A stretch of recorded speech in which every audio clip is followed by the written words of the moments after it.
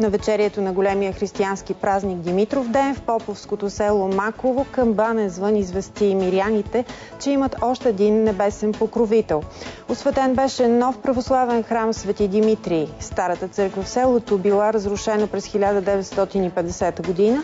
Новият молитвен дом е изграден с доброволен труд и дарение, събирани 10 години. В село Маково живеят основно българо-мухамедани. Християните са едва 35. Те не скриха вълнението си по време на тържествения водосвет, отслужен от русинския митрополит Неофит.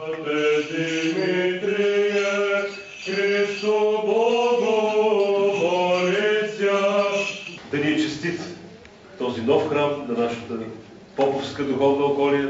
Това е цяло събитие, това е неповторим момент, едно село да се здобие с място, където да отправя молитва към Бога и да търси закрила. Доволна съм, радвам се. Винаги, когато бъде отворена църквата, ще идвам. Идеята за построяването на църквата е на Радка Кършелова, ветеринарен лекар от Търговище. Първата копка е направена през 2000 година, но следват перипетии по строителството и събирането на средствата. Изграждането на храмове във всички малки населени места е най-святото нещо. Трябва да се чува звъна на камбани в празничните дни. От Русинската митрополия са обещали да помогнат за реставрацията на ценните икони, които са запазени още от старата каменна църква, строена през 1896 година.